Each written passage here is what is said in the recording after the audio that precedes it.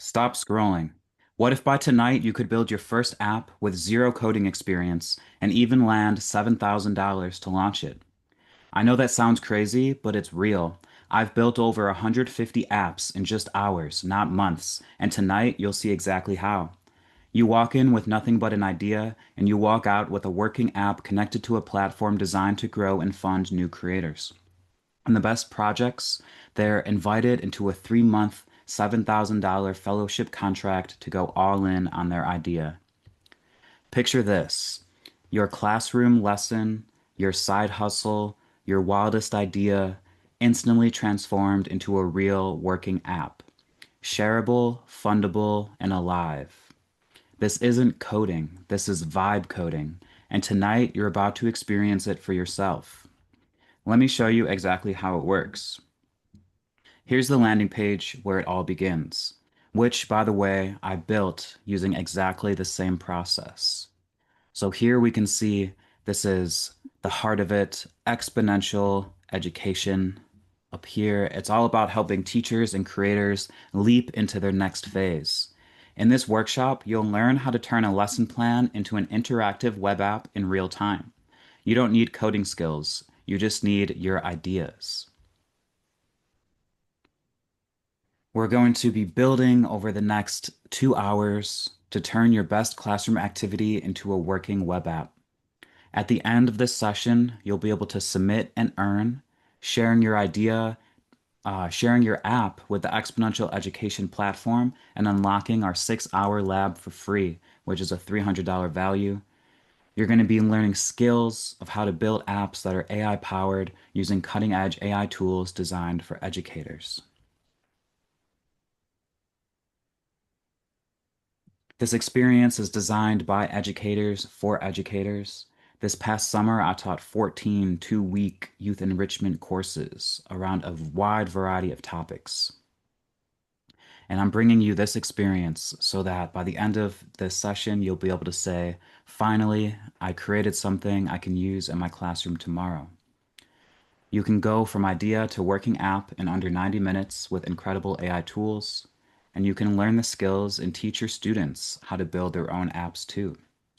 I taught classes such as Design Your Brand, Creativity Meets Business, Creative Coders, Build Your Own AI Art Generator, and even Design Your Own Creative Universe, and Content Creation with AI. And in all of these courses, students were using powerful AI tools to build their own websites, landing pages, and web apps that brought their ideas to life in lightning speed.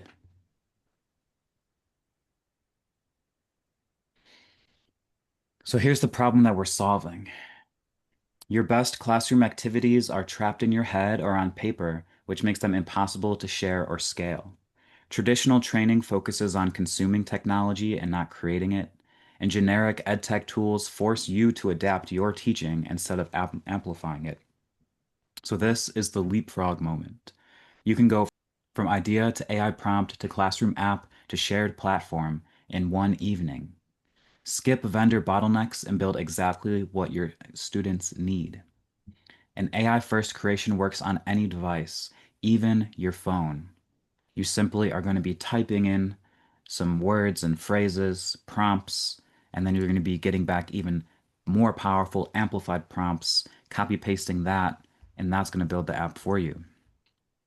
So step one is you bring an idea. Step two, we walk through lovable.dev together and actually build the app. Step three, you submit it to the Exponential Education platform. And from there, you're automatically considered for the $7,000 fellowship contract. It's simple, structured, and designed to help you leap forward fast. This isn't just building apps. This is about building momentum. Imagine empowering your students with interactive lessons or turning your own ideas into tools that people across the world can use. That's the exponential opportunity here. It's education, creativity, and technology fused together.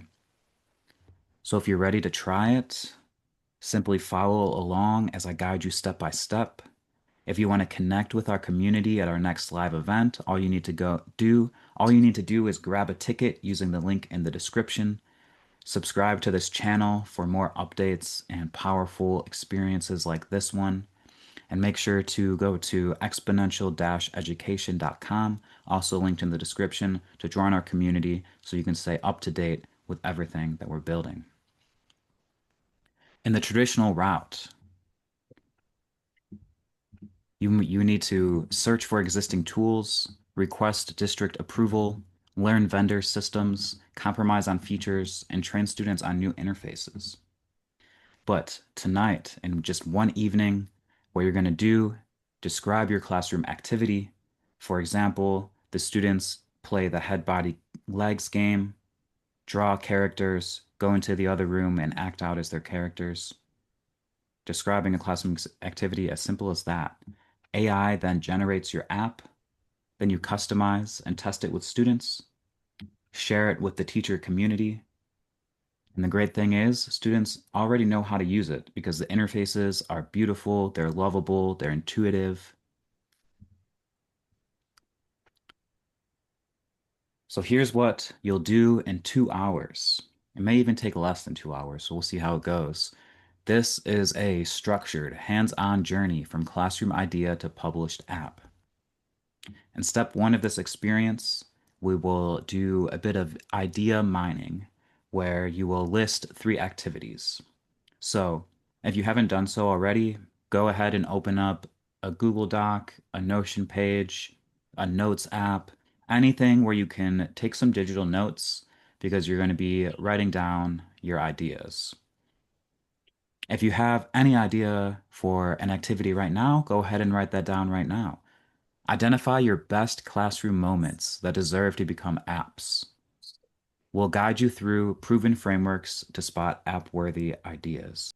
You can also do this brainstorming directly in ChatGPT or Claude or Gemini or Perplexity or any other AI app. Basically, you're just going to be writing down ideas, so wherever you can do that, and then we're going to be copy pasting into ChatGPT or an AI tool of your choice, copy pasting that into lovable.dev. It's going to build the app. So that's where we get to step 2. Build your first app. For example, a shake and share randomizer. You can turn your idea into a working web app using AI-powered tools. There's no coding required. You just describe what you want and watch it come to life. So let's recap. Step 1 is idea mining, listing out any 3 ideas.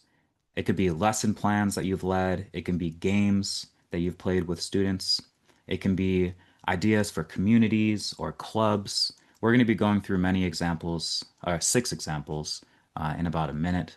So just coming up with the ideas, the brainstorming. When you're brainstorming, there's no bad ideas. You're just remembering things, you're just thinking of ideas, you're just writing them down. And then step 2 is going to be building your first app. And so AI really does all the heavy lifting here. You simply choose the idea you want to build and tell the AI you want to build it, and then it does all the work for you from there. Step 3, we're going to go into a showcase and feedback. We have some wonderful teachers here with us tonight. So they're going to be sharing what they create, sharing with fellow teachers. And if you're following along using the recording, you can submit your app. In order to present your app to other educators, get instant feedback, and discover what your peers are building, learn from the collective wisdom, you're going to be seeing these teachers do this here. And then step 4 is publish to platform, unlocking free full course voucher. You make your app discoverable to teachers worldwide on the Exponential Education platform. Publishing also qualifies you for our 6-hour EdTech Lab completely free, which is a $300 value. And you'll also be considered for a $7,000 fellowship contract to spend 3 months going all in, building out your app into a viable community-based product, service, or experience. So this is just highlighting the bonus opportunity. Remember, if you're watching the recording, you still can access this bonus opportunity. Submitting an app earns you a free seat in our 6-hour EdTech lab. Build one app, submit within 7 days, and unlock advanced training at no cost. So here's where we are now. So let's take a second and reflect on why this is such a powerful idea.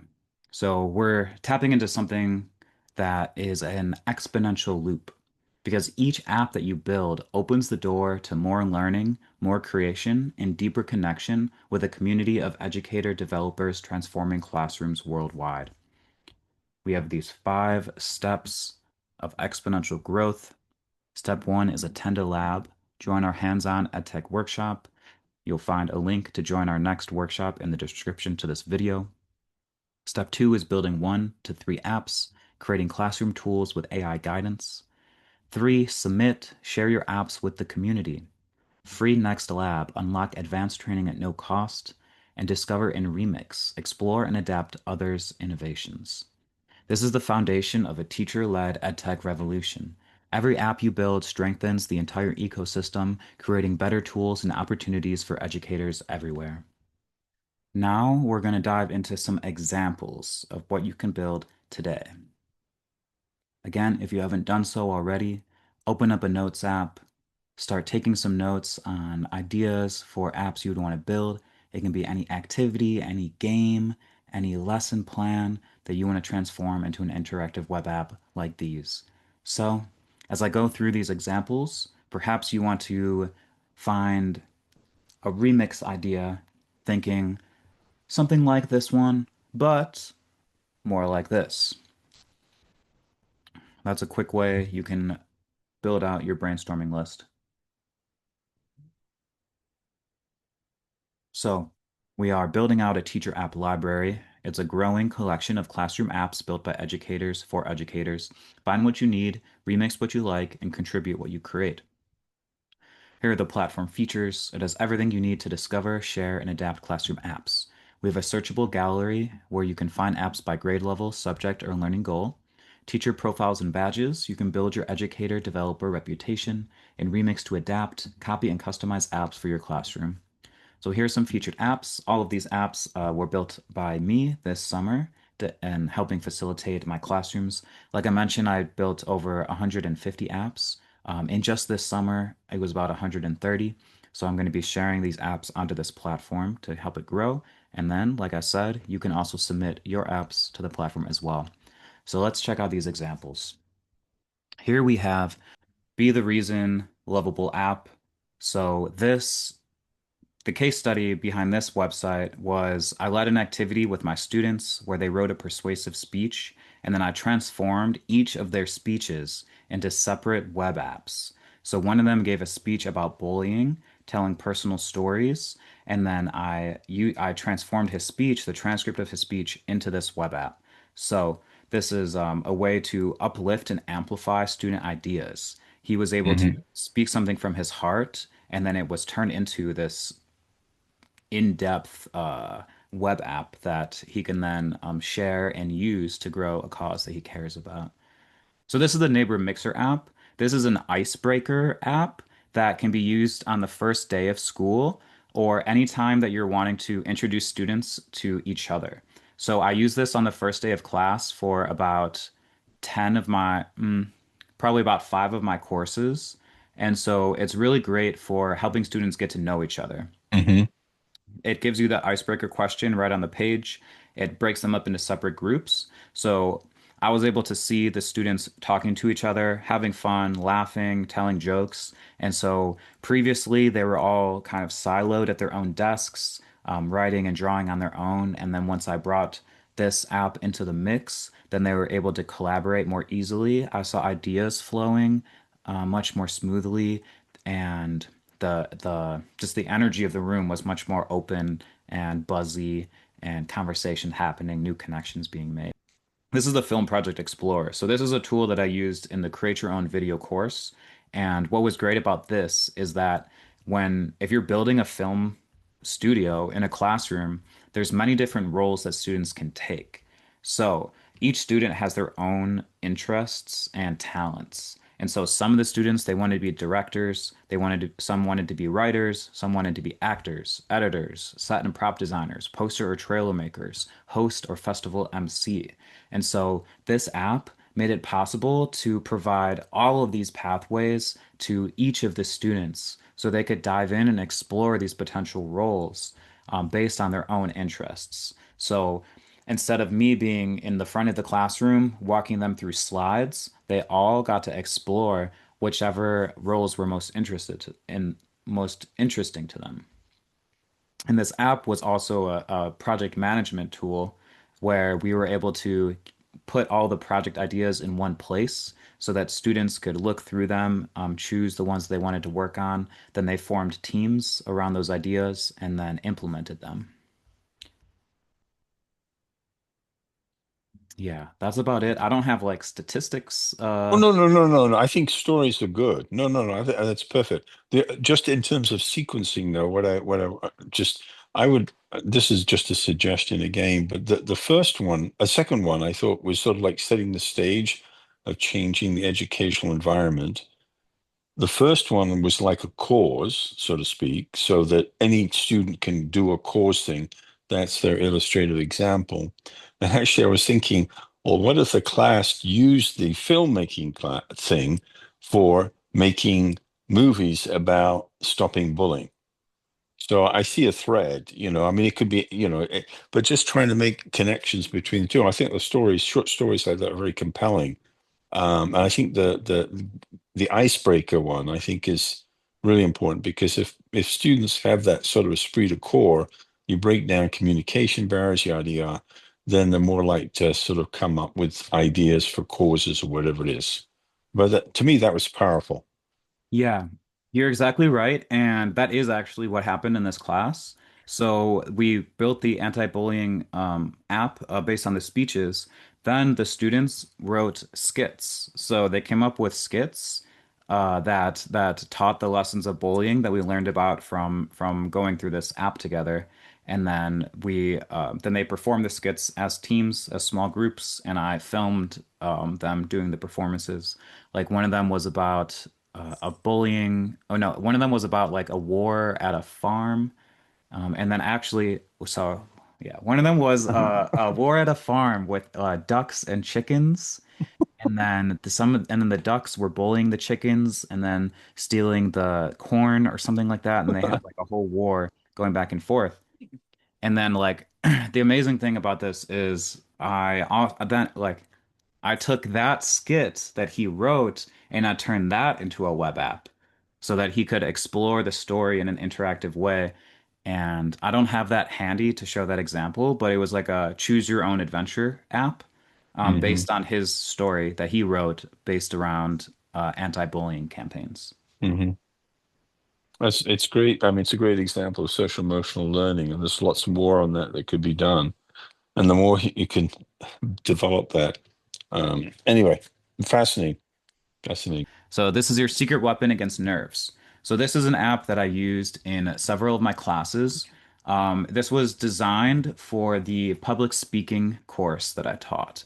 I co-taught the public speaking course. It was called Crack the Code: Mastering Public Speaking. Co-taught with my partner Brina, who led the class. And so we put together this app. She created the Power Pose lesson, and then I transformed her lesson into an interactive web app. And then we pulled up the app, and the students did it in the classroom. So we have the power poses. So you can click posing. It explains about power poses. So I don't need to read all that. But then it gives you four different power poses. So you can try the starfish pose and click start. So it tells you how to do it. So then we chose one and we had the students vote on which one they wanted to do. And then we put it up here and then we turned it on. And then they did the pose and then they repeat in their mind, I deserve to shine. Remember to breathe. Inhale 4 counts. So this is yeah, we use this in both the public speaking course and then also the youth leadership and empowerment course. So all the poses. So this is yeah, so take a second to consider if this inspires any remix ideas for you. So it has eight different power poses. So power poses are awesome. Is this on your screen? 'Cause it's not screen sharing if you were trying to show something. Oh, uh, can others see what I'm I seeing? can I Yeah, I can can still see see. the screen. Yeah. I can see too. Oh, there it is. Okay, I'm on my phone. All right, thank you. Okay. Cool. And it also has a breath coach. So it guides you through inhaling for 4 seconds. Hmm. Hmm. Yeah, so this is a tool for developing mindfulness through power poses and breathing. Just kind of a convenient thing. And then it has a confidence journal at the end. How you feeling right now? Confident before and after the activity. So so this part right here, this reflection, we did in the classroom using post-it notes. So we had a feelings wheel that, and then students chose which feeling they were feeling before, and they put a post-it note with that feeling. And then after the activity, they wrote it on a post-it note and put that up on the feelings wheel.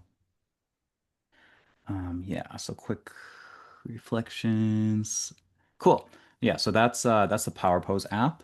So if you have a specific like meditation or mindfulness activity, you can build an app specifically for that.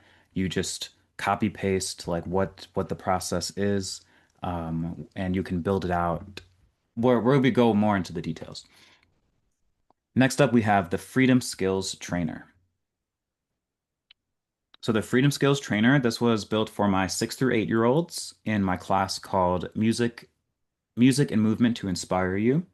And so the purpose of this app is to teach the 4 basic skills.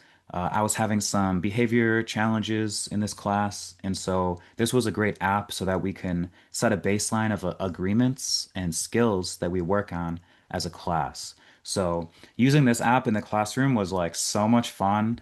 I taught the follow instructions lesson, which has specific steps. Look at the person, say, okay, do the task right away, check back when finished.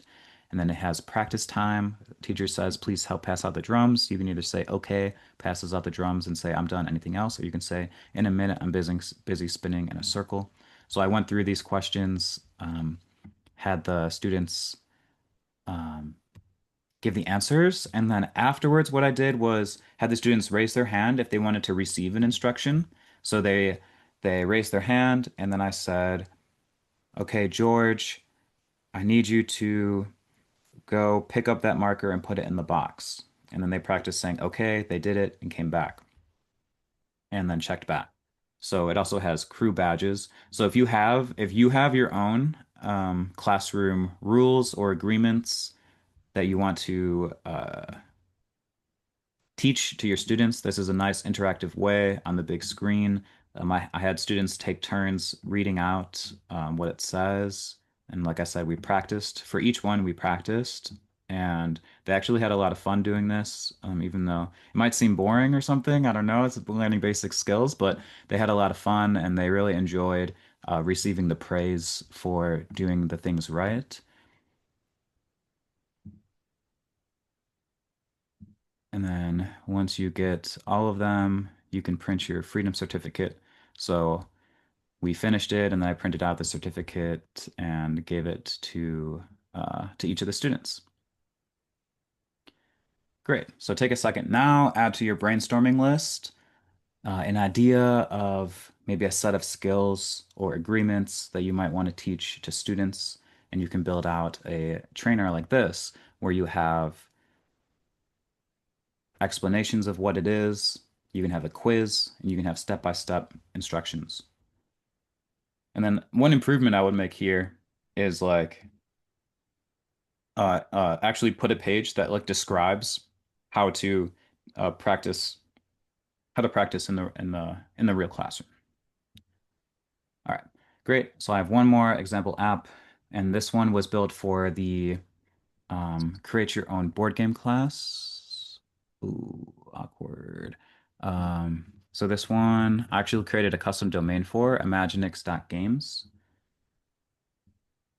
So for this one, what I did was I had slides that were created that slides for the class for the onboarding in orientation day, like day one. And so I put the slides into Lovable and then it built it out into interactive modules. So if you go to this website, you can go through these modules, you can understand the process, and then you can follow along and um, and do the course at home or in your own classroom. So it even has the warm-up challenge where you can answer these questions. Think like a designer. So it's going through and it's taking you step by step and even has this interactive Sentinel game. Through teaching this class, I kept building on. So I started with this orientation, and then from there, I created um, additional tools that um, help the students learn the vocab. So different game types like party, cooperative. So creating something like this as is as easy as just saying build a vocabulary flashcards app, and then it does it. And then you might want to give it the words and definitions, which you can create using ChatGPT. Um, yeah. So here's another just like yeah. So. I have the Museum of Imaginary Board Games. So this helped expand the students' minds so they can think of board games that didn't exist. I had them come up with three things to combine, and then I use custom GPT to build out these board games. Here I have AI-powered project concepts. So here's like a bunch of different little mini projects you can do to start making progress towards creating your own board game. So it's like 28 separate projects that you can do. So these all came about through teaching the class, and these are all some of the different activities that I led during the class. And you can even download PDF so that you can. Just a point of clarification. When you're showing this, is this being projected at the front of the room, or do the students have their own laptops or whatever to have their own access to the app? hmm yeah, so it depends on the app and it depends on the class. This one in particular was shared in the front of the screen. Yeah. The Okay. I had there was other apps that were being used on their own, like the film crew one. They that was in the computer lab, so they all had computers that they Yeah, could. that's what I mean. Yeah. In terms of collaboration, I can see the pros and cons, but I just wanted to clarify. That's all. Mhm. Okay. Thanks. Great. So yeah, so that's the first six sample apps that I have on here. There's this button that says See All Apps. So at the end of this workshop, when you submit your app, if it gets accepted, it'll be here listed with these other apps here in the teacher app library where you can search by name.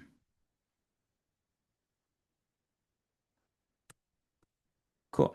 So yeah, this is like the prototype of the exponential education platform as of right now. So we can add in more apps and you can go in here. I'll put the link. So if you want Is to, that website open for the general public, or do you have to have access to it? yeah, right now it's open to everybody. Oh, could you put that link in? Because I don't think I tried to find it, but I couldn't find it. Yeah, I just put it in the chat. Oh, there, Leapfrog. Yeah, leapfrog-pd.lovable.net. Okay. And then this And is then and slash then you apps. and then your website as well. hmm the example ones. Well, the one you opened up with, that's exponential education. Is Yeah, that just exponential dash education.com? Or exponential-education.com. That's the URL for our platform here. So we yeah. have it's a community so far 77 members, a collective of Okay. educators, creators, and guides empowering the next generation. Okay. Yeah. Mhm. But when you go there, what you showed at the beginning was more than just that page. So I think what I showed was this website. Right now it's Yeah. leapfrog-pd.lovable.app. Okay, that's what it is. Okay, thank you. I'm just trying to work out what the relationship with that is, what you showed earlier. Okay, Mhm. gotcha. Yeah. Gotcha. So All right right. now I'm just going through this webpage to cover everything so people have all the details. Yeah. Great. So we're going to be getting into the actual workshop here in just a minute. I'm going to go over the workshop agenda and outcomes. So what we'll cover, AI-powered app creation, classroom activity mapping, teacher app gallery exploration, and hands-on building with guided prompts, plus live Q&A and peer collaboration. The tech you'll use, lovable.dev, which is a no-code app platform. So go ahead now and you can create an account on here, lovable.dev. If you haven't yet, I'll put the link in the chat. I'll also, well, here, I'll put the link in the chat. The link will also be in the description. So you can use this totally for free. You can send 5 prompts per day for free. We're going to use ChatGPT. So you can create a ChatGPT account. I also have this custom GPT, the Exponential Educator Guide, if you want to use that specifically. Otherwise, just going to chatgpt.com. Link to Perplexity because I use Perplexity. I mean, Yeah, I can get chat. it should work with any AI Mm, tool. Mhm. okay. Great. You can also use Claude. And then we have our custom teacher prompt library. That's the custom GPT that I just put here. And then what you'll leave with, you'll have one working classroom app, starter templates for future projects. The starter templates is these, and you'll be in qualified path to our free 6-hour advanced lab if you submit your question. So you might be wondering, do I need to code? Absolutely not. Our process uses AI tools and visual builders. If you can describe your classroom activity, you can build the app. We'll guide you through every step. What if I can't attend live? No worries. We provide a full session replay within 24 hours. If you're probably watching this right now, you'll get access to all materials, templates, and can still submit your app for the free advanced lab. How do I earn the free 6-hour lab? Simple, submit one app to our teacher platform within 7 days of the workshop. It doesn't have to be perfect. We value sharing and learning over polish. What kind of apps can I build? Any digital tool that helps your classroom. Popular examples are randomizers, discussion prompts, exit tickets, flashcard systems, group makers, timer tools, and interactive displays. Take a second now, add to your brainstorming list. If any of these stand out to you, randomizers, discussion prompts, exit tickets, flashcards. By the way, do you pay for the Lovable, given the fact you do so much on it? I do pay for it, yeah. You Yeah, yeah, you get 5 prompts for free per day. yeah, But then to get the premium, they have different tiers depending on how much you use it. So yeah. for I think the lowest tier is like about either $10 or $20 per month, and then that lets you send I think like 100 prompts. Yeah, I just got it's $25 a month for the 100 credits. Yeah. Yeah, which is quite And a like 100 prompts is a lot because sending just one prompt, then it builds the app. So like it takes time. It goes back and forth, and you can do a lot in one prompt. You can send it multiple like updates you want to make to the website. mhm. Great. So you might also be wondering, do my students need accounts? No, the apps you build work like websites. Students just click a link. No signups, passwords, or data collection required. All right, cool. So that's where we are now. Awesome. And then just one last thing to submit the app. That's going to be this button up here. Submit app. Where you can enter your name, your school district, your email, the title of your app, a short description, the URL, and then you can add tags and you can grant permission to get to feature this app in the teacher app gallery. Then you click submit. And then one last thing, if you are an investor, we are looking for partners and investors because teachers aren't just users of technology, they are the developers of it. You can schedule a call to meet with me one-on-one if you want to talk through what it would look like to be an investor. The vision here is that we're building the first AI native platform where teachers create, share, and remix classroom apps without technical barriers. Every educator becomes a developer, turning their best activities into scalable digital tools that transform learning worldwide. Why now? AI native creation. Modern AI tools make app creation accessible to non-technical educators for the first time. Urgent practical training. Schools need relevant training that creates immediate classroom value. Proven catalog. Teachers are already building apps. We organize and amplify their innovations. The ask is to fund pilot cohorts, build platform MVP, and scale distribution. Here's the use of the support. I'm not going to go into all the details. You can schedule a call or contact us.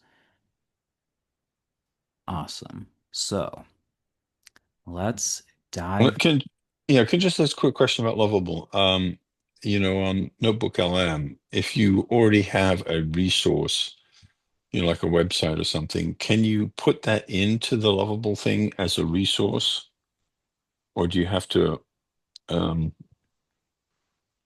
I mean, I've already developed a lot of stuff, and so it'd be, Notebook LM, you can put the website in, and it'll use that as a resource. Do you see what I'm saying?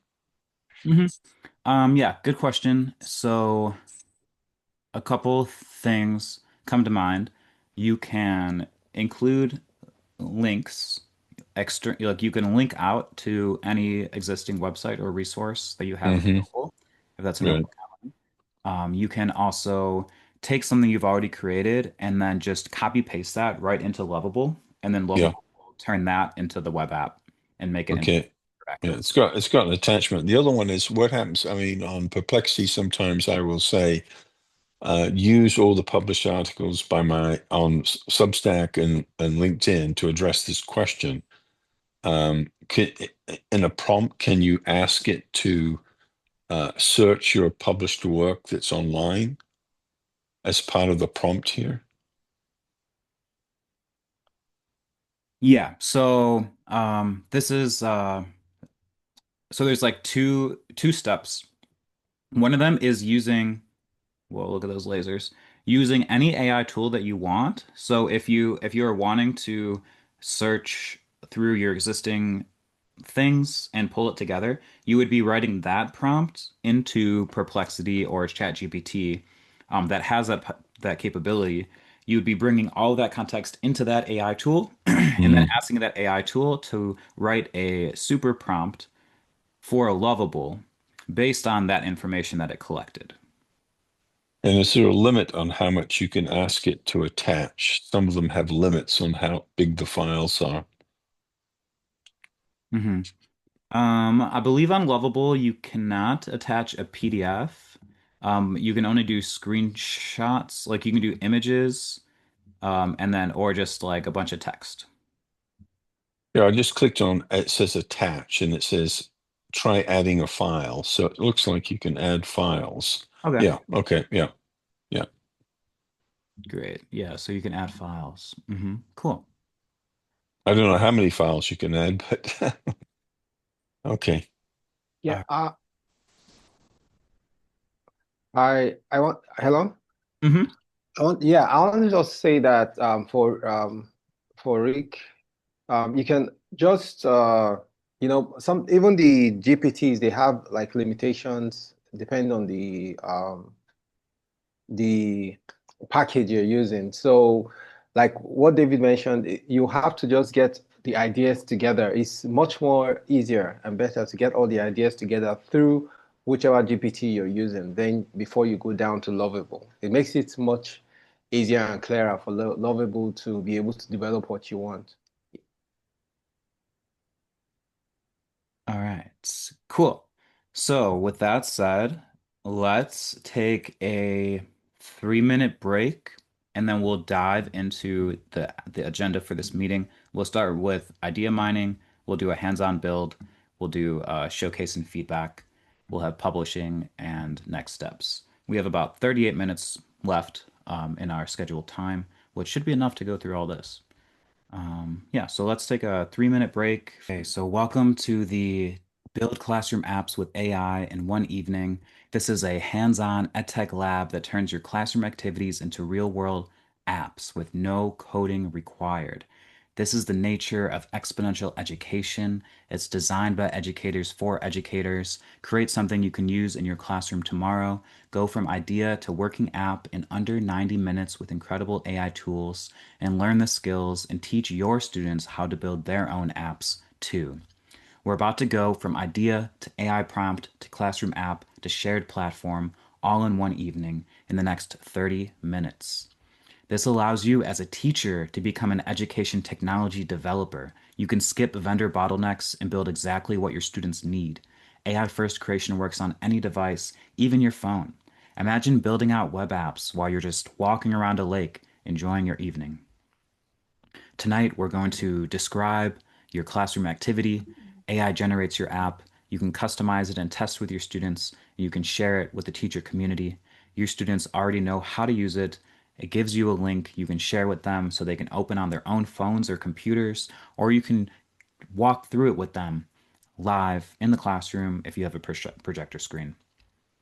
What we're about to do over the next 30 minutes, we're going to have about 10 minutes of idea mining, listing three activities, identifying your best classroom moments that deserve to become web apps, become apps.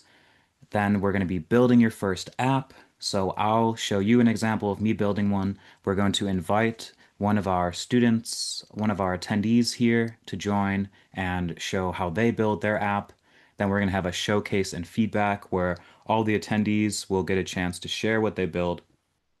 We're going to publish to the platform. We have a little form where you can submit your app. If you're going through the recording, you can always find the link to submit your app in the description. Great. So, with that said, let's get started with the idea mining. So, we're going to open up any kind of note-taking um, note-taking software that you have. It could be Notion, it could be Google Doc, it could be Notes. You can open up directly in ChatGPT. And now we're going to take a second now to close your eyes, take a deep breath. We're going to leave some space for insight and ideas to arise in the mind. So close your eyes and take a deep breath.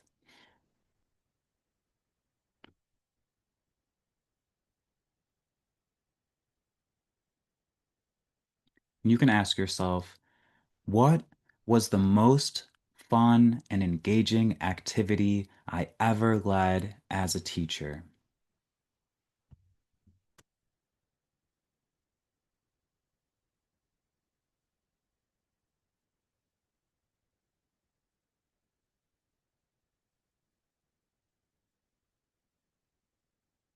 And maybe what was one of the most fun and engaging activities that I ever led as a teacher?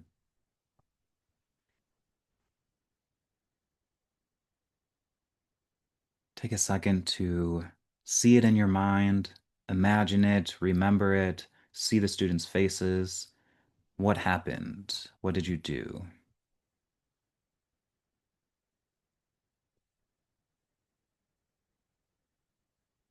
And then write it down. So hopefully you've taken the time now to write out something about the most fun and engaging activity you ever led as a teacher. We are going to go into breakout rooms now for 2 minutes, and you'll have the opportunity to share that idea with someone else there. So I'm gonna set up the breakout rooms. All right, great. So I asked this question, what was one of the most fun and engaging activities that I ever led as a teacher? To be a little bit more inclusive, I can also ask, what was the most fun activity you ever participated in middle school? So like for me, that was designing a board game in Spanish class. And so you can think of anything. These are just ideas, and if you're a teacher, you'll have more ideas. Like you'll have lesson plans that you actually lead. You can think of what was the most fun activity you ever participated in elementary school. And that for me, that was probably we did like a circus play in kindergarten. So like the teacher organized a whole circus, gave everybody a bunch of different roles, helped them practice, and we put on a whole circus. So that would be an example of something you could build a web app for that would just facilitate it and make it easier. In the breakout room, Priti shared teaching children how to improvise on the piano, learning instruments of the orchestra, creating your own Shakespearean comedy. Um, we also had shared group discussions and doing things that are fun and projects on my own, and then coming together as a group. So this is kind of like a structured format for creating projects. Automatic power factor controller, Arduino, chatbots, automation, science project, taking the graphite from a pencil and then making a light bulb light up, graphite DC battery, light bulb, and a wire. So these are what came out of the brainstorming here. Okay, I have one more to add. It's a little dark though. It's like teaching children about personality disorders, but I think it's important. Cool, yeah. Mhm. So anything goes in brainstorming. Great. So that Mm. we finished idea one, the data mining. So now we're Mm. going to be building your first app. So I will demo this and then we can take an example from the attendees and then do a second demo and then we'll have time to do it on our own. So this is a two-step process. So you have the brainstorming. I'm going to go with this one for mine. It's just the first thing that came to me. So what we're going to do is open any AI. This is the Exponential Educator Guide. So I'll put a link to this specific ChatGPT, but you don't need to use this one. You can use regular ChatGPT. You can use Claude, Perplexity, any AI tool will do. So what we're going to do is copy paste our idea, and then I'm going to say act as an expert vibe coder. You are going to design a web app for my classroom based on this activity idea. And then I paste it in there. So I'll put in the chat this text.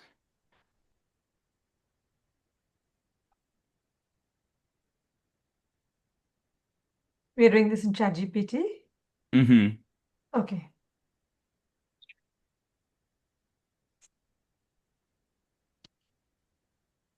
So here's a better prompt to use. Let's try that one.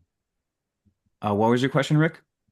Oh no, I was just asking when you're using Lovable, does it actually have an AI engine behind it to do the research, or do you have to do research separately and import it into Lovable? Yeah, you can actually do it directly in Lovable. So let me show you how that works. So And here, if you take this if you prompt do first. it, yeah. But if you do it in Lovable, what engine is it using? Do you know?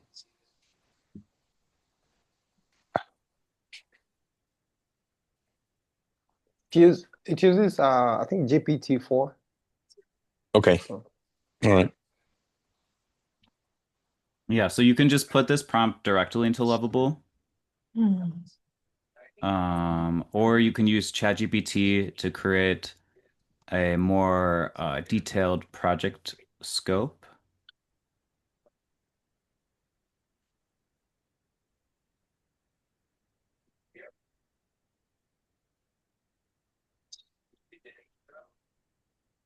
So right here and behind the scenes,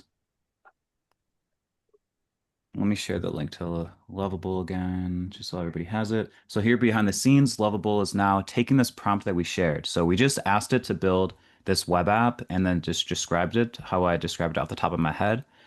And now it's going to create an engaging digital classroom app for this collaborative drawing and storytelling activity. It's going to design it, it's going to add animations. Whereas here in ChatGPT, it created this very detailed project spec. So, and it's still writing it. So I asked for write it out in a structured project spec with a like a senior software developer. And so this can take, you can do this any number of ways. Like you'll start to see what works best and what doesn't work. So here's pasting in this full project spec. I can also say, Like if I just go in regular chat GPT and I can say, write a super prompt for lovable.dev to build out a classroom app for this activity.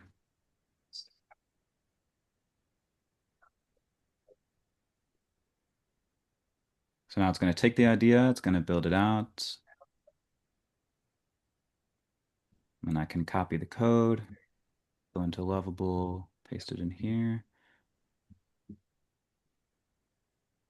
So this process here, it can take anywhere from like 1 minute if it's simple to maybe 5 minutes if it's building out something that's more complex. And what it's doing behind the scenes is writing all the code for you. So here you can switch into code mode and you can see that it's building components, UI components. It has like the index page, it has the app. So it's writing using React code and it's adding CSS to actually build out the full app. And so right now we're building three apps all at the same time using three different prompts that we wrote using the same base idea with just slightly different prompts to generate it. So we can do something like the science project example. So I will go in ChatGPT and I'll say, I want to build a web app for my students that guides them through this science experiment. Do you know what the experiment is and how it works?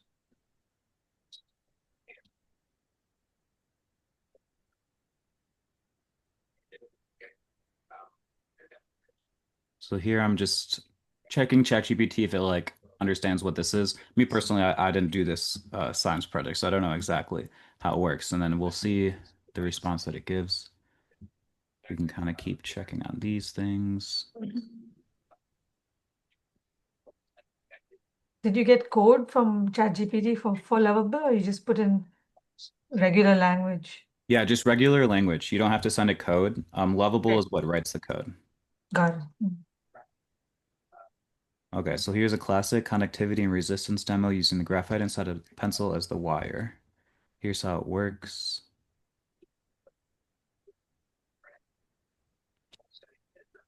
And then I'll say write. So this is like kind of the key thing to write is like write a super prompt for lovable.dev to build this into a web app. And then you can maybe say like for you can say like a specific age of students. Artie, like how old were you when you did this experiment? Aarti, 12. 20 or 12? 12. 12.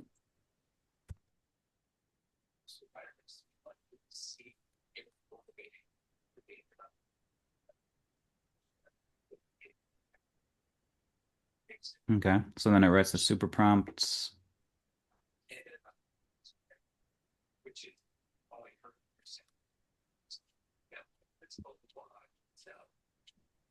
And then, again, we just copy paste it. So we have ChatGPT write the prompt, then we go to Lovable and just copy paste it right in here. So now it's going to be building a web app for this specific science experiment. Nice. Mine is in the chat if anyone wants to try it out. The Shakespeare one. Cool. Yeah, I'll check that out in a second. Here's Yes, our thank first character creator flow. Form groups, draw together, character reveal, become your character, write your story. Start your adventure, form your creative teams. So this is like this was the one where I didn't do I just wrote the basic idea in here and then Lovable figured everything out. Nice. So I'm not sure what's going to happen. Shuffle groups, start drawing activity.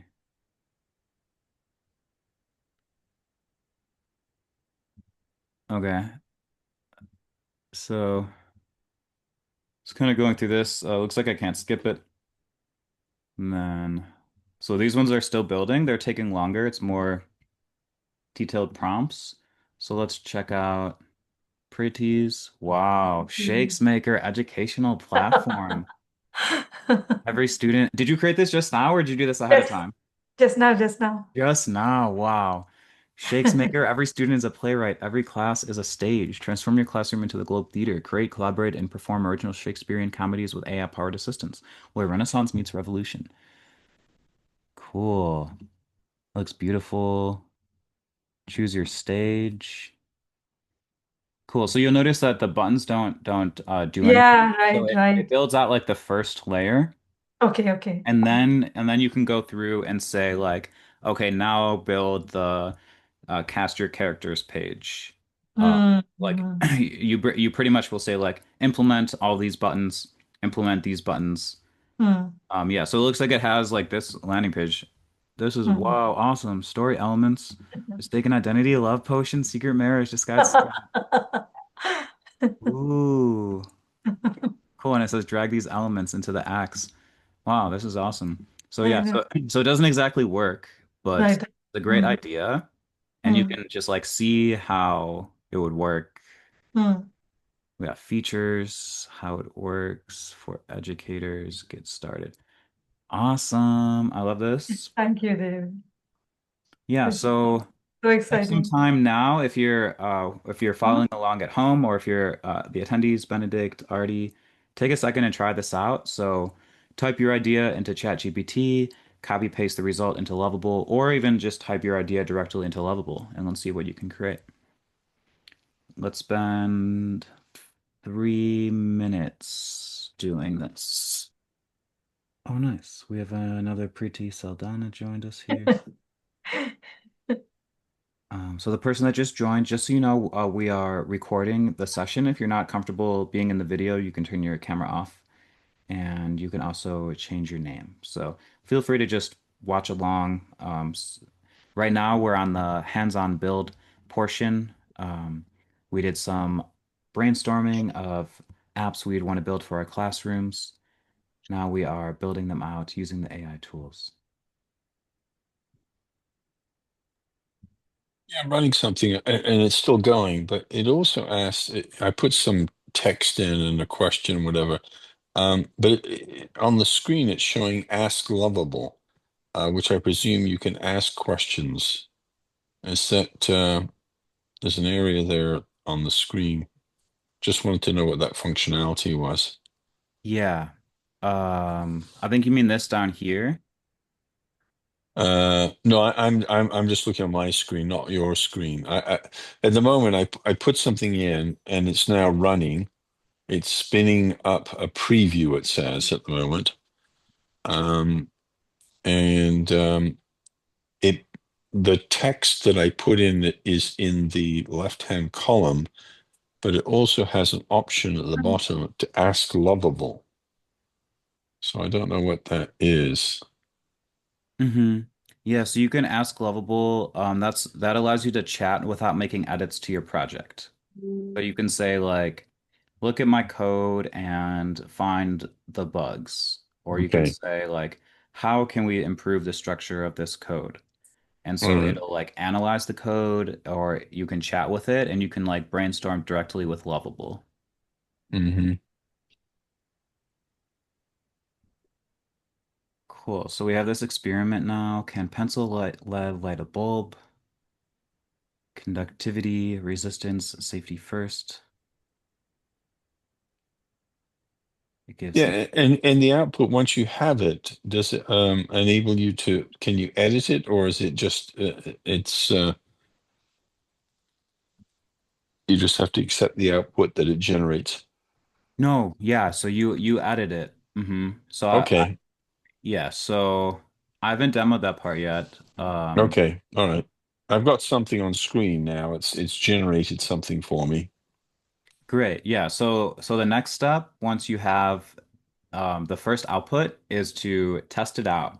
So right now I'm like walking through these steps um, for this experiment one. Electrons flowing through graphite. Great. Discover the science. This is quite in depth. Try more experiments. Whoa.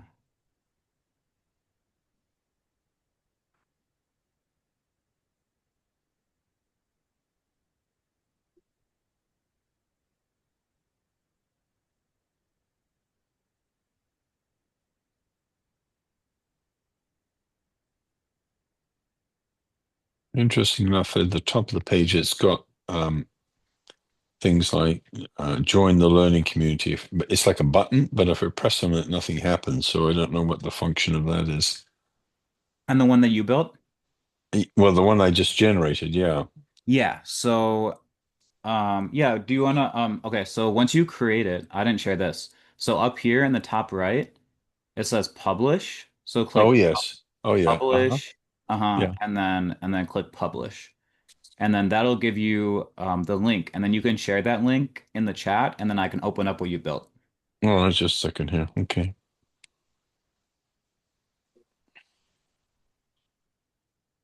I mean, there's things about it. I mean, the color and various things I can see. Oh, I'm not sure that works. You know, that's which you could. All right, let me have a look here.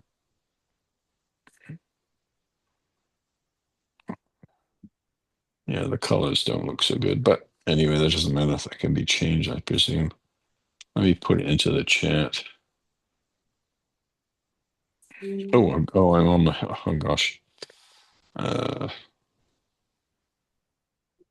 Great. So I built a working circuit. I practiced safety, discovered connectivity, compared materials. This quiz scored 3 out of 3, scientific thinking. Download my badge. Damn. Wow. So this like did a really great job of building out pretty much the whole thing in one go. And I'm quite impressed with this output. I could see it being useful for science class.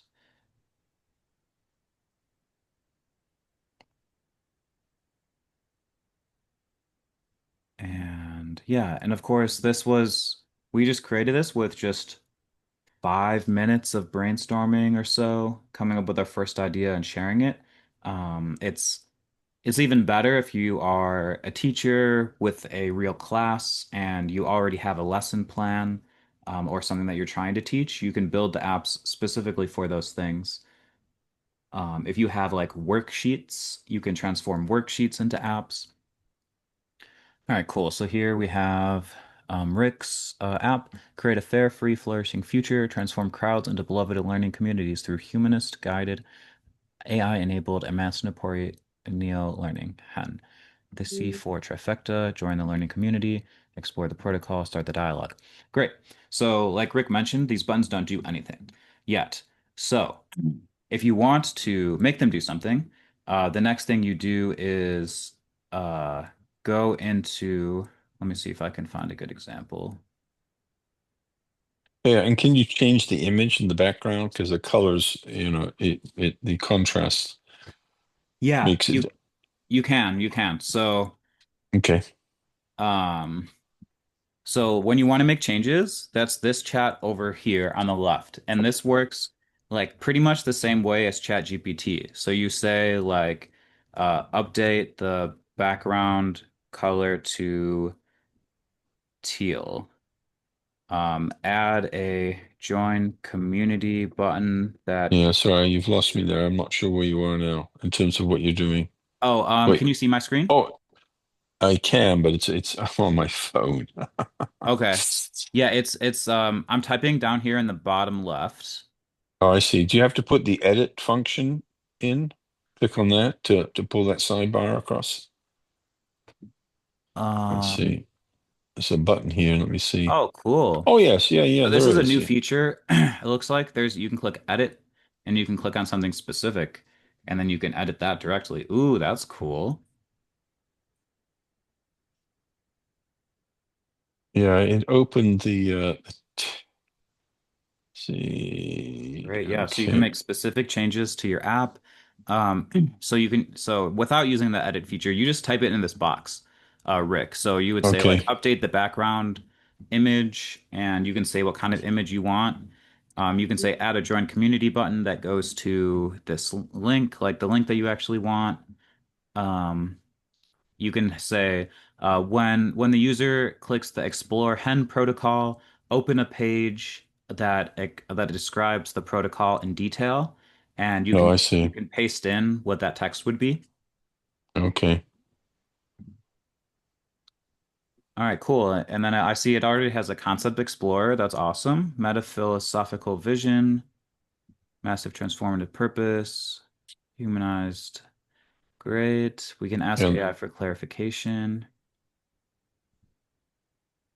Cool. So to actually implement the Ask AI for clarification, you're going to need an open API key. So we're not going to go into that, but you can build out these apps with AI features.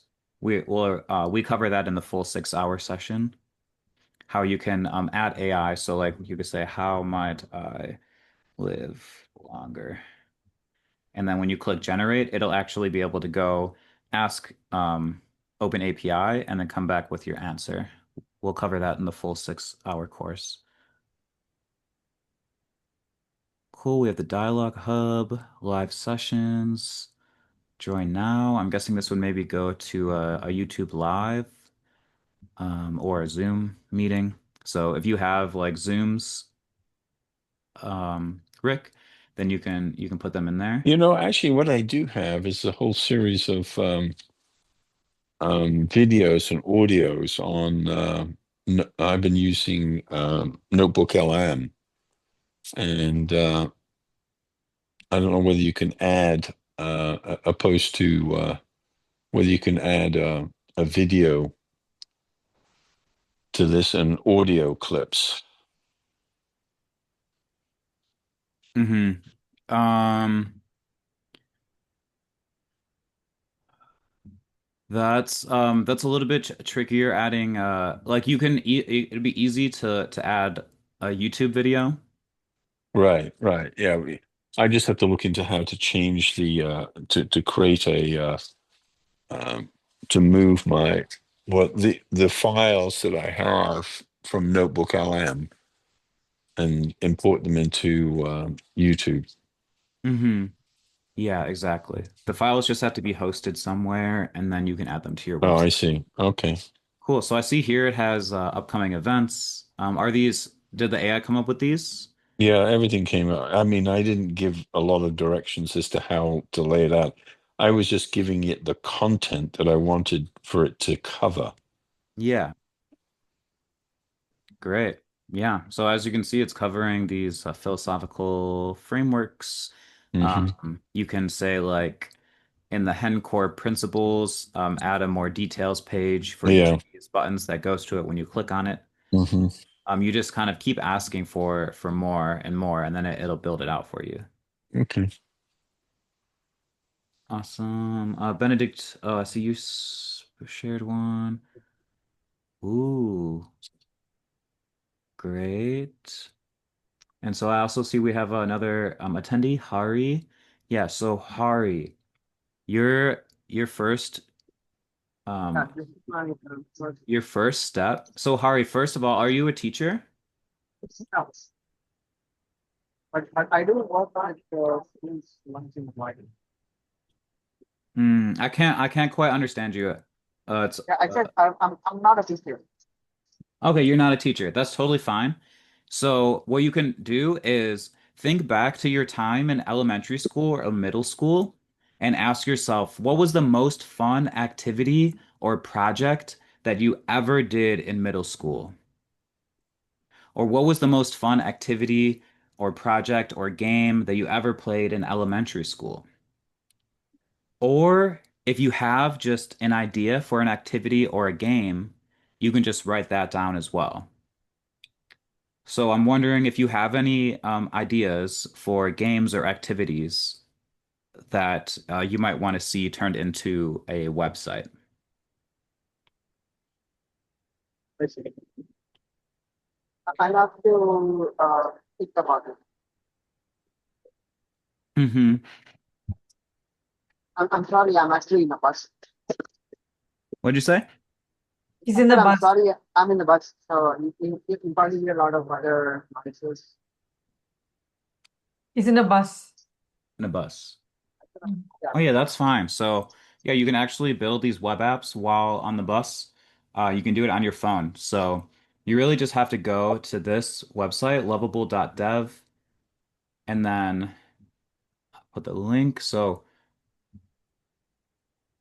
here it is. You create apps and websites by chatting with AI.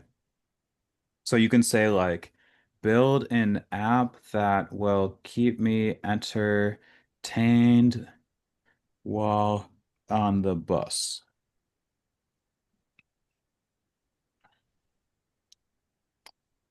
So now it's going to take this prompt, build an app that will keep me entertained while on the bus, which you could have easily typed just from your phone. And now it's creating a new app called Bus Buddy Play.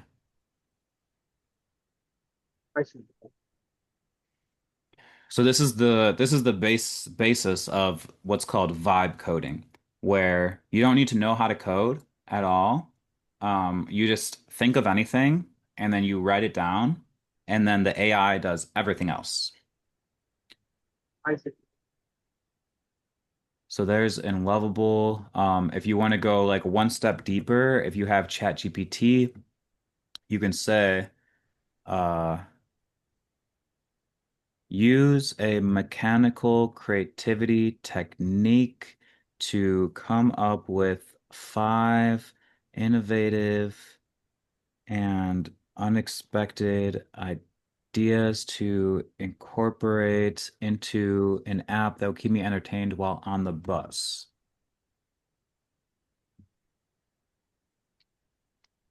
So now ChatGPT is going to do one level of thinking.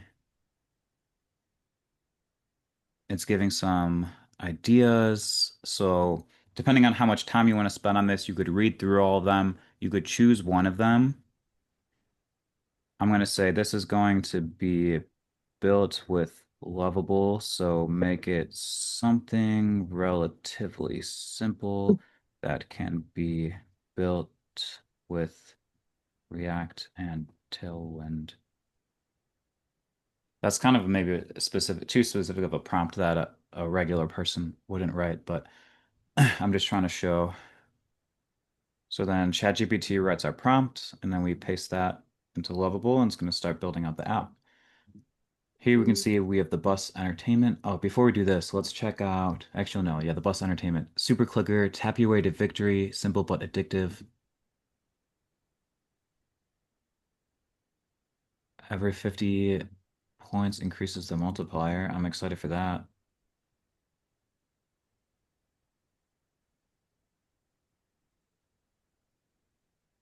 Looks like the multiplier didn't increase again. Quick trivia. What's the only mammal capable of true flight? Bats. What's the only mammals with wings capable of sustained flight? I don't know. And then it also has joke generator. So Hari, why don't scientists trust atoms?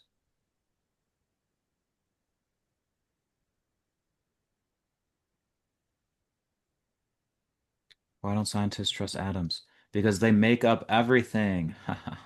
What do you call a fake noodle? An impasta. So yeah, so that's Hari basically in a nutshell. Yeah, awesome. Yeah, so you're using a headset with no mic, you'll type them here. That sounds great. Yeah, we can Brilliant build ideas. Sorry. yeah, we can build an app for any idea that you might have.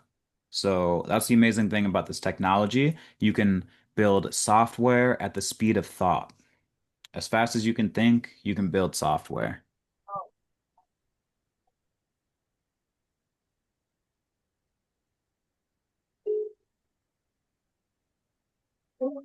Awesome. So I do want to start to wrap up this session. We have our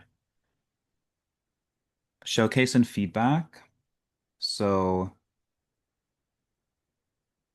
yeah, Hari was asking, yeah, so this the website about the graphite we built just in real time in this class. It took about 3 minutes. It's already or yeah, it's already published. So I can send the link there. So it was as easy as Artie just described a science project that she did using a few words, and then I copy pasted that into ChatGPT, asked it for a super prompt over here on the left. Then I copy pasted that into Lovable, and then boom, it built the whole app. It had all happened live right here in a matter of like 3 minutes. Let's do this showcase here with Benedict's Speak Out, practice presentations with the Truth Force Feeling Life Framework. It wants me to sign in or sign up. Does this actually work?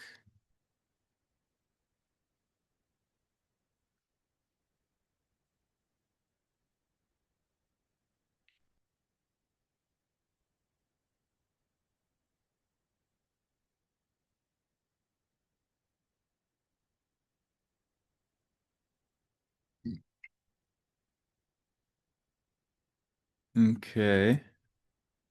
I'm not sure. Benedict, did it work for you when you tested this? I'm not sure what I'm supposed to do. No, it didn't work, but I updated it. I not tried that yet. Okay.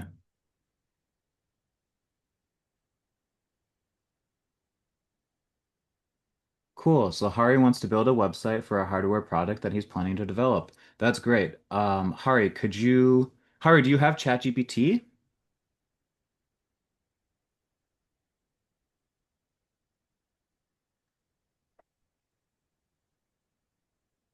Okay. Yeah. So your first two steps would be create an account on ChatGPT. Well, do you have any AI tool? You can also use Gemini. So we've been using ChatGPT. Okay, cool. Perplexity. Great. So do you have a file on Perplexity with your hardware idea? Or how would you describe it in 1 to 2 sentences?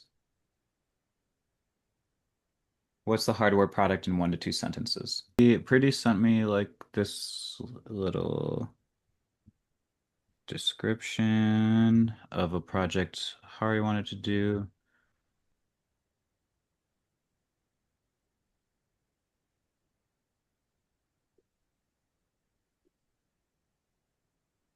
Cool. So just showing, all I did was just like type into Perplexity, and then Perplexity is going to give us core website features, and then we can click copy, and then we go to Lovable, and then paste it in there. And now Lovable is going to turn this prompt into a website. So we can, you can be more careful about this. The more details you can share, the better the response, but I'm just did that as fast as I possibly could. We have this route bingo, tap items you spot during your journey, book reader. Hari, do you see anyone reading a book? So Lovable is agnostic to the AI tool. Yeah, exactly. So Lovable is just a box where you type in text and then it'll build the website of whatever you type in. So essentially you can ask your AI tool, write a super prompt for lovable.dev to build out the landing page for this idea so I can start collecting email addresses of people who are interested.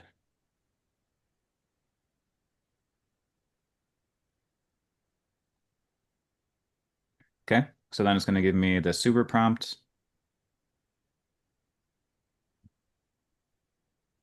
Then I go into Lovable. So Lovable is just waiting. It just wants me to tell it what to build.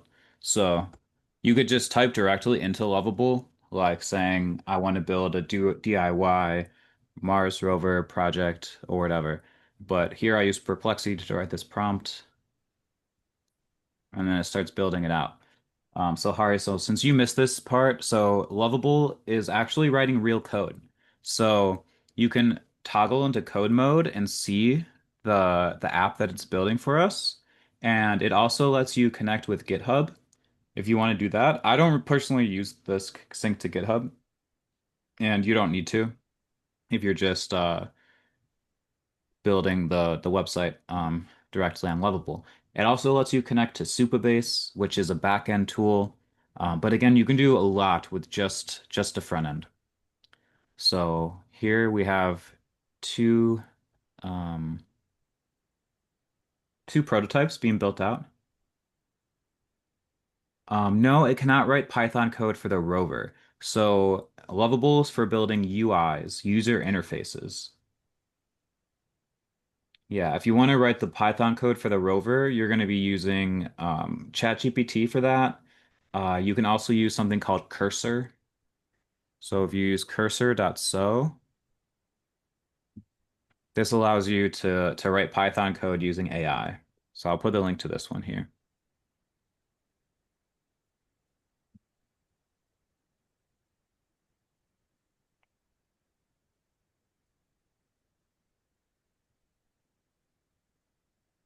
Can it build UI for the rover? It runs on Linux. Um,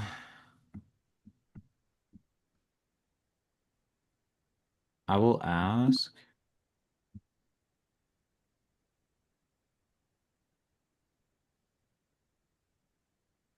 While you're doing that, David, I updated my site because I didn't like the font and whatever, but I reached my limit, so I can't do any more. So Nice. I can see it can take a lot of prompt. I mean, you can consume prompts very quickly. Yeah. So you really have to you have to if you're going to do it seriously, you have to pay um for the site. Yeah, and But is it? the way that I do my workflow is I'll build the wow, this looks really nice.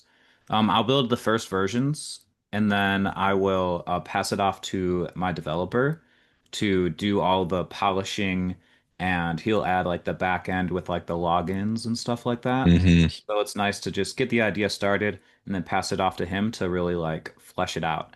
And Hmm. Lovable is great because you can add people to your team. So I have these credits. I get like 800 credits per month. And then, for example, Benedict is on my team. My developer is on my team. The other people that I work with are on my team. So we're all able to share the credits and build projects all together. Hmm. Okay, let's see. I have the rover code in Python, but to turn it into a product, I will need UIs to control the rover. Yeah, exactly. Yeah. So I asked it if it can build the UI to control the rover. Yeah, definitely. Yeah. So it can definitely build UIs to control the rover. And then you're going to need to have a backend that runs the Python code. And then your front end will just be sending requests to the backend code. I'm not sure if you're like a developer, if what I'm saying makes sense at all, or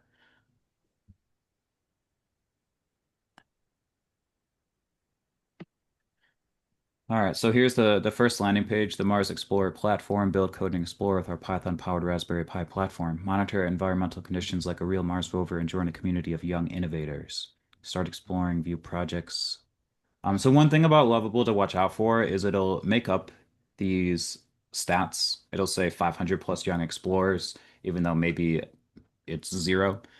So just be careful about that because you don't want to be misrepresenting yourself. So here, this built out a sales page for you. So if you want to start selling Mars Basic Kit, Mars Advanced Kit, Mars Pros Kit, Pro Kit, it says what each one has. So it lets you download a guide. You can order the kit. So yeah, so what would you do if you wanted to build this out further? You would the order the kit would go to a Stripe page. Stripe would allow people to pay the money, and then you would have to have a back end that listens to the Stripe hooks and then sends an automation that ships out what they ordered to that person. Not sure which kit is right for you? Take our quiz. Cool. So the quiz is not built out.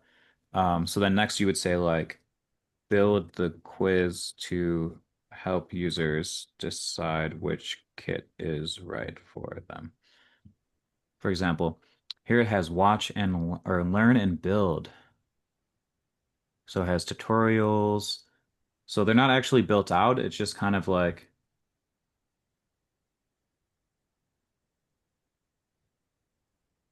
cool. So I see you sharing more details about how the front end and back end will be built out. That makes sense.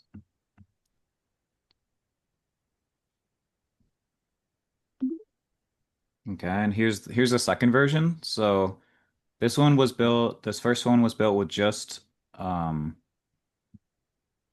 with just Lovable. I'll send the link to this here for you. And then this one was built using the ChatGPT uh prompt. So this one looks like a little nicer, I think. Even has a Mm, picture of a Raspberry Pi. when you say that, what do you mean by the chat GPT? Was that you went outside and developed the prompts in chat GPT and then bring them in?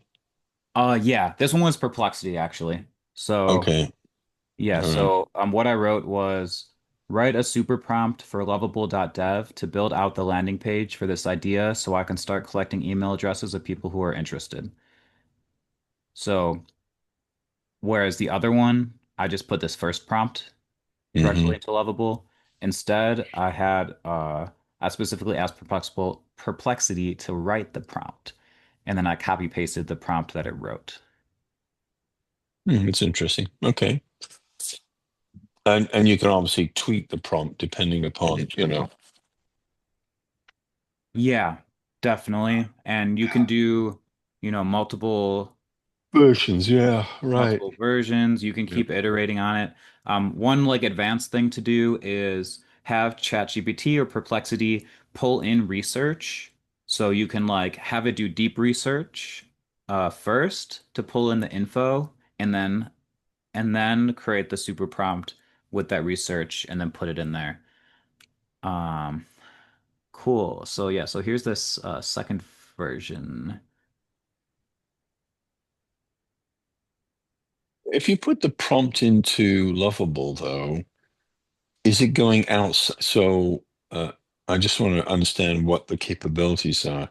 So you put it in, but is it accessing resources outside of Lovable on the web to pull stuff in? Yeah, it is able to. Hmm. Okay, that's fine. Well, because the what I would knowing that, then I would have written a different prompt for what I did, which is fine. Now, having done this prototype, I presume what you can do is uh, completely redesign it with better prompts. So if you wanted to recreate it because you've changed the text in the what you put in, um, I presume. Let's see how you could do that. Hmm. So if or if you want to do enough, I don't know whether you can edit, the prompts that once you've already done it, or you have to do a completely new one. Do you see what I'm saying? Yeah, so once you put the prompt in and have Lovable generate it, you can tell it what you want to change. Oh, I You see. you could give it a whole new prompt. You can do that too, and just like kind of see what happens. Be like, rebuild it using this prompt. Oh, I see. Okay. Okay. Gotcha. It makes just. Yeah. All right, great. So I want to move on to now publishing and next steps. So I want to give everybody here a chance to submit their app. So maybe you've built multiple, maybe you've iterated on yours a little bit. Let's take a few minutes now to submit your app. I'm going to send the link to that here in the chat. So what you're going Yeah, to do, this is just a prototype now, right? For the yeah. yeah. Exactly, yeah. Because I mean, this is needs Hi, work. David. Hi. Something that that I have a question. Like I am using a Windows, so I am not seeing that review button in my system. Can you please tell me कि where can I see that button? Yeah. What are you looking for? So basically, I'm looking for the preview button on Windows. Do you want to share your screen? No, no, I'm attending the session with my iPad. Oh, okay, yeah. Um, Preview this. I see a preview button here. So what do you see? Is it just the chat?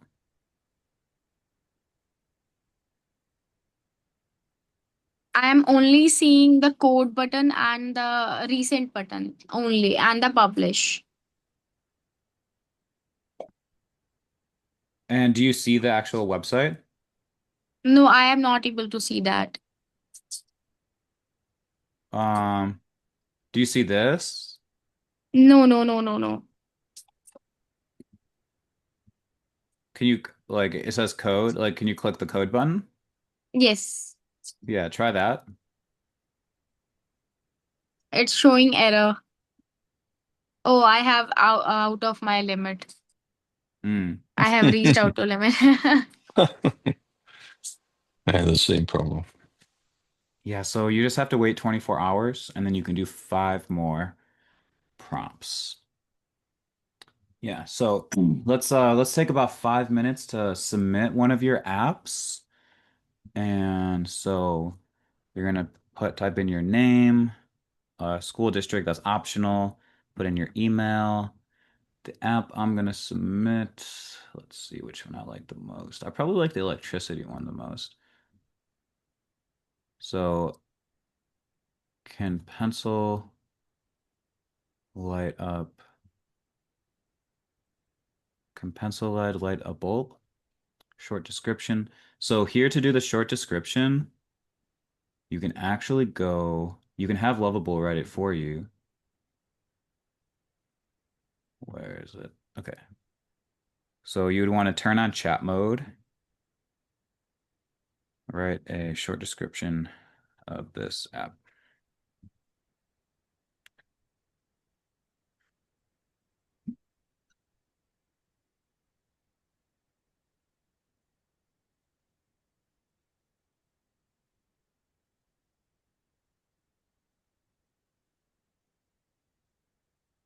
Okay. Okay, and then for the app URL,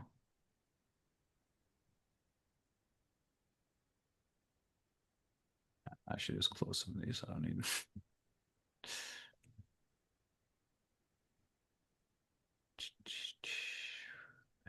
Okay. Okay, so I think in order to share the app URL, we want to go into settings. Oh, here.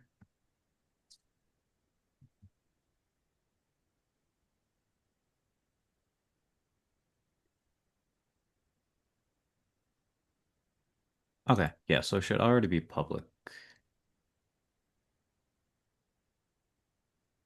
Okay, yeah, so you can share the project URL there, and then you can do the tags. So this is 6 through 8, science, project, grant permission, submit my app. Cool. And then it's going to give you a voucher code to share for the free 6-hour lab.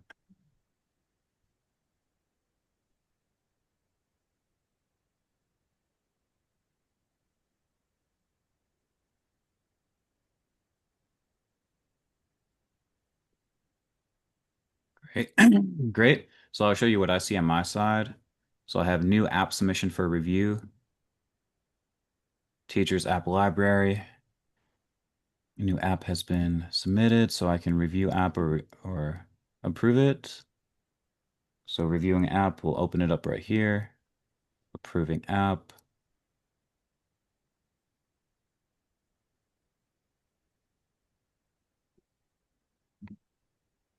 Cool. So now we can visit the teacher's library to view all the apps. gonna take me to the apps page. Is it in here? Oh, it's already in there. Yes.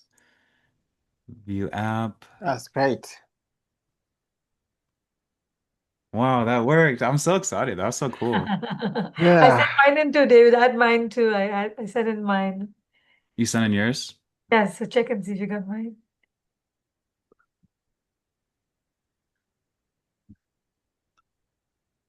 It should be in your email, maybe.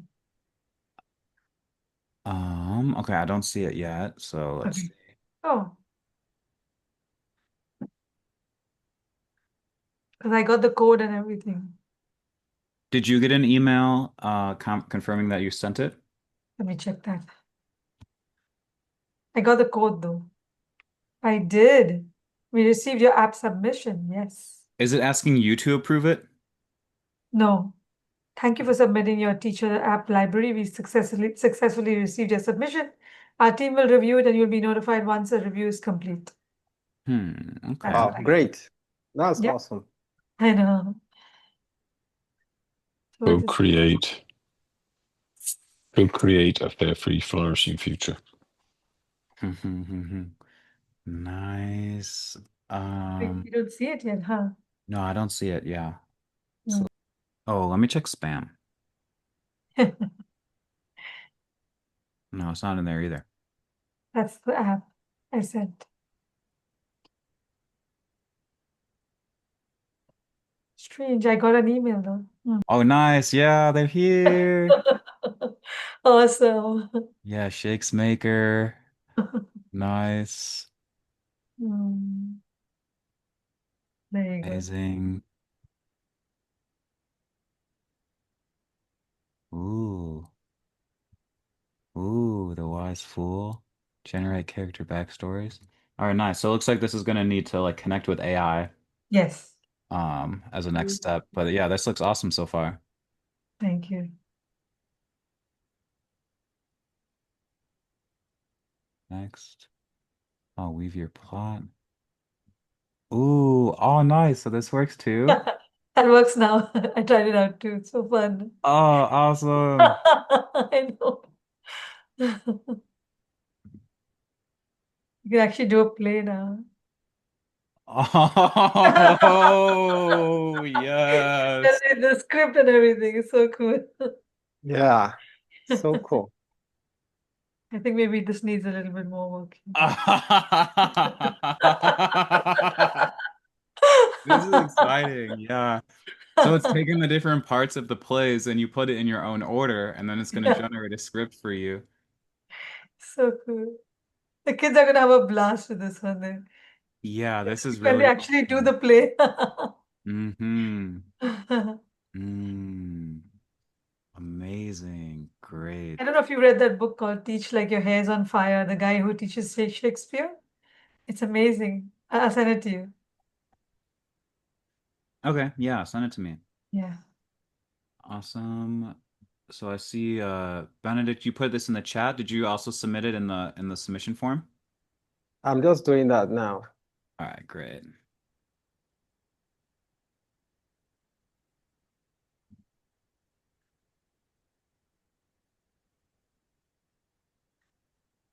Cool. And then yeah, and then you'll see here. So like it opens up here, and then if I click this edit with Lovable, then it lets me make changes. Oh wait, oh maybe this is actually because he's in my account. We share an account.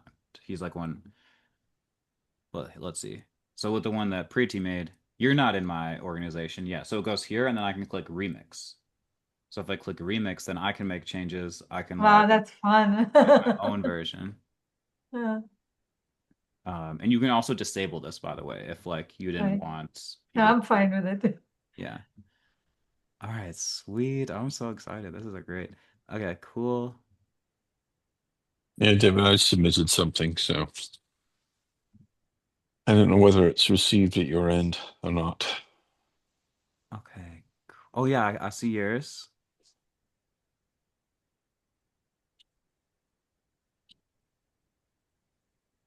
Great. Yeah. So I see this now. Awesome. So again, like the remix is here. People wanted to remix this.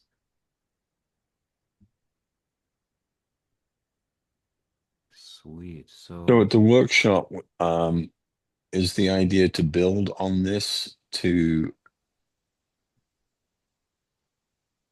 your 6-hour workshop? Is that to build on what we've done here, or? yeah, yeah. So in the 6 hour workshop, we would go through stages of development. So, for example, Pretty was able to get to a part where she pretty much has, it looks like it's maybe almost totally done. It just needs to connect with the API. So then in the workshop, we'll go into more details about that. So it'll be broken down into kind of like like three workshops where I teach something for about an hour, then we try it for an hour, then we teach the Mhm. next stage for about an hour, then we try it for an hour, next stage for an hour, try it for an hour. Like roughly, Yeah, yeah, I with some understand. breakout rooms there and like other things mixed in.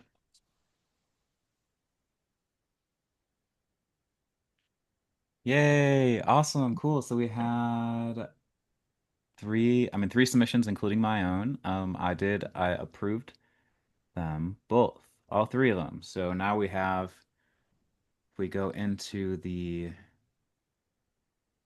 I do have a question for you. I noticed that this is an app, but on the Lovable site, they talked about an agentic agent feature on Lovable. Have you tried that one? yeah, yeah. So that's like, it's like an agent that's building the code. I'm pretty sure is what it means. So it's like it's an agentic AI, meaning that it's thinking about what to build, it's creating a design and a plan, and then it's building out step by step, writing the code, Oh, testing I the see. code. Because they said it was released 2 months ago. So just out of, so okay. I'm just trying to, what's the difference then between this app and an agentic agent that people use for setting up, if they've published a book and people want to access it and whatever. Hmm. Yeah, so just based on my understanding, the agentic AI, that's the agent that's building the websites. So it's not building agentic AI for you. It's using an agentic AI to build websites for you. No, I understood that. Yeah, but I'm Oh, saying there are different agentic AI. It's not just um, there's different agents. Let's put it that way. It can be used for different purposes, yeah. not just doing code, but it can be used for on EXO, the organization, they have agentic agents for helping people develop their MTP, for example. Um, so it can guide them in terms of thinking through a process Oh, to yeah, that's reflect. more agentic AI. Yes, yes. Hmm. Mm. Yeah, totally. Building an agent, yeah. Mm. It can have a specific function. So Correct. this here is really just this is for building a website presence. Um, And also, I mean, I can see huge value to this at a micro level where you're trying to get people into it. The issue, I think, for this technology is how, it's the theme, one of the themes I put into this is how to do crowd gathering and community building on apps that might have that go beyond the local level. I know that's what you're trying to do, but if you have so many apps out there, it's always difficult to know, well, which app might be useful for my purpose. On the other hand, I can see tremendous creativity and generativity coming from just getting people, um, you know, Mhm. engaged in this process. Hmm. Yeah, definitely discoverability is a thing. That's why I'm trying to create, or that's why I am building the teacher app library. So No, I can see teachers, that. Yeah, yeah, yeah. yeah. Even with that, it's a question, well, how do you get the crowds to come in? And then how can they, how do different apps get ranked or, commentary or, some way of, an end user's rating of the different apps so that, people can look at what are the top rated apps on the site, so to speak, for different topic areas. Mm-hmm. An end user evaluation would be, I mean, from teachers to teacher, the peer evaluation thing, because some of it may be like the one you mentioned, your mixer, for example, that you mentioned earlier. Why reinvent the wheel? If there's something out there, or there's several apps like that help to, relationship building amongst the students, then that has scalability. But like a lot of places, you can rank what you value. Are you going to build rankings? I mean, where students, when people have used it, giving them the option of, you know, giving it a 5 star or 4 star or whatever. Uh-huh. Yeah, so this is the thing. You're totally right that finding the right app or knowing when to use which app is a challenge. And this new approach actually just totally flips the paradigm where it's faster to build your own app than to try and find one that already exists. Well, I would suggest both, and I can see most of them being like that, and I can see merit to it. But you may have specifically around areas that, like social emotional learning.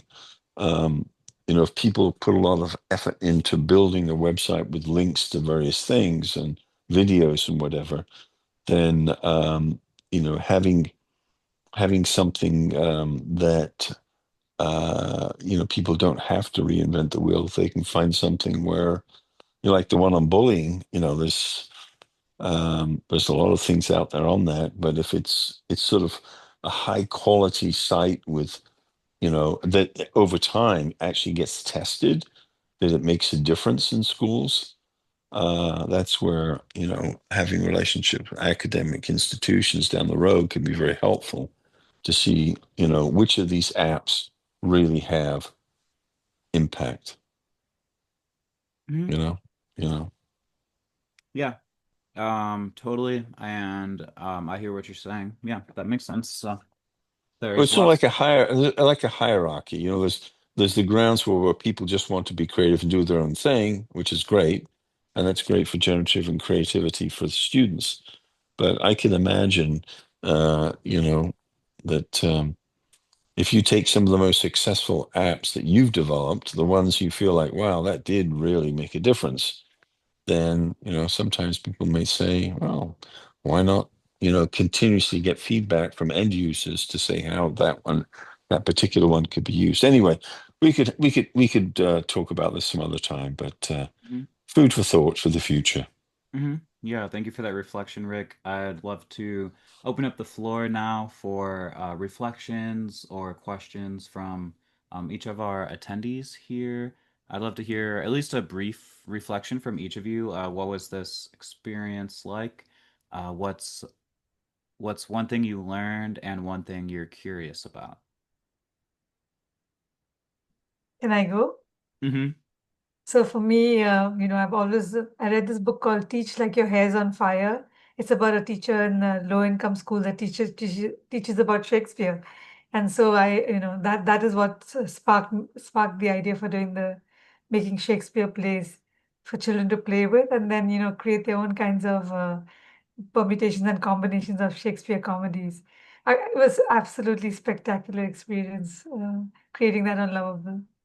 Thank you, thank you, thank you. I can't thank you enough for taking me there and making that possible for me. Awesome. Mhm. Yeah, it's amazing. Thank you so much, Preeti. Yeah, I Thank love you. what you built, and yeah, I want to try it out and yeah, get Awesome. it totally finished. I'm so excited. Thank you. Thank you. Thank you for joining. Yeah, how about Benedict? Benedict, are you still there and you want to share Yeah. any reflections or next steps? Uh, yeah, I want to say it's interesting and so, um, well, more educational, like giving insight into how teachers will be able to bring their classrooms to life, just kind of like, um, drawing the students in through all these activities and the apps that are being built. So for me, the app I'm trying to build is to help students speak out, present better, and be able to stand out when they pitch ideas or whatever they want to communicate to the public, because that's a very big problem. And a lot of students usually get withdrawn. They don't like speaking in public when they see crowd and all that. So the app is just to help them come out and speak. I also submitted the second app for nursery rhymes, rhyming for nursery level students. I just submitted that. So it's a very interesting experience and I love it. And I am happy we did this, and I've been able to learn some more skills in my prompting too. So thank you so much. Awesome. Yes. Thank you, Benedict. I love what you shared. And yeah, any final reflections from Rick?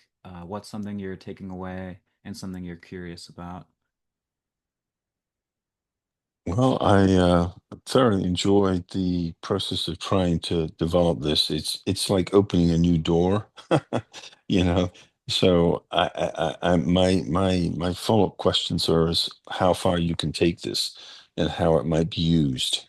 I'm doing in higher education, so it's a different thing, but it's just open a lot of ideas like, oh, do I want to go down the lovable rabbit hole, so to speak? Because um, anyway, it's food for thought. Let's put it that way. A lot of food for thought. So thank you. Awesome. And Yeah. David, Yes. I also want to add to just to share more light for Rick. You can actually customize the website. It's not you can actually keep building on it and also customize it, put a custom domain to it. I don't know if you also know that. You can make No. it a customized app, you can website or app, or where you can customize the domain. You can buy a domain name and then attach the website or web app to it. So it could be that way. So you just keep building on it to make it as professional as you want it to be like. Like you mentioned earlier, it's more like something that gives you that beginning, that starts. Like for example, I'm a chemist, and I'm building an app for teaching chromatography. I'm already building. I'm also using it also to teach students already. Very interesting, like simulations for teaching chromatography. So it's very interesting. Yeah. And in terms of like limits of what you can do, pretty much anything that you can code with JavaScript, you can build with just Lovable. Um, so far, it's limited just to JavaScript as the coding language, but there's a whole lot you can do with JavaScript, and yeah, and you can also connect it to a backend. So connecting to a backend like definitely adds a whole other layer of complexity, but they also have backend like Supabase that's offered by Lovable is you're building a backend by writing prompts as well. So you're just asking for what you're wanting, like create a database to store blah blah blah, and then it'll build the whole database. It'll write all the query languages, SQL calls or whatever, and it'll run it all for you. So the AI tools are getting more and more powerful, and the front end and the back end can be written with prompts. So there's really no limits. Yeah, and there's things to learn. You can learn as you go. Some things that we've integrated with is like different APIs for sending the emails. So like you don't have to build that totally custom, but you can have a service that your backend connects with to send the emails and things like that. So it can all come together to do some powerful things. And And David, mhm. there's something I just noticed now on Lovable while building. So because I was surprised it built the authentication like sign up and sign in. I didn't want it to do that, but I actually mistakenly clicked because it's a new feature. It's like a beta tester. They have a cloud version where you don't need to like connect to Superbase any longer. Though it's like they're still testing that. So you just connect to cloud and it will start building the authentication and back end for you directly. I think that's one new feature that just they just started. I just saw it now, and that was why it gave me that platform where I have to sign up on my app. I didn't want it to do that, but while I was typing the prompt, I just saw connect to cloud, and I just clicked it, and it just started building the authentication page, you know. So it's really cool, but it's still on the beta tester something because they sent me a message I should join the beta tester community or something like that. Ah, okay. Yeah, that's good to know. If you're watching this recording, you're following along, don't forget to submit your app to the link in the description to receive free access to the full 6 hour workshop. That's going to be happening probably about 2 months from now. We're going to have a couple more workshops just like this. So if you're watching this, make sure you sign up for the next one to join for the live on the Zoom. We can build out together, answer any questions that you have. If for those that are here in attendance, invite people to join the community. We want more teachers and educators building out these tools so that we can keep learning and growing together and creating the future of education where anything is possible and imagination knows no limits. I want to thank you all for joining me tonight. Yay. And thank you, everybody who's watching. Make sure to like and subscribe to stay updated and support the channel. Share this video with someone you know. And yeah, I look forward to seeing all the amazing things that you build. Once again, anybody that submits their app to the platform is entered for consideration for a $7,000 fellowship contract grant where we will work together to build out a community and build out your tool, whatever it is, build out your vision more fully over the next few months. So, thanks so much, and let's stay in touch. You can follow me on Instagram at david.prorok, add me on LinkedIn, David Prorok, and my YouTube channel, David Prorok. Uh, Great. So yeah, I don't know. I'll stop there. Thanks so Thank much. Any you. any final words? I see Rick, you turned your camera on. Yeah. Yes. Thank you, David. Good Thank you. Thank you. night. Thank you. Thank you. Thank you. Good night. Good night.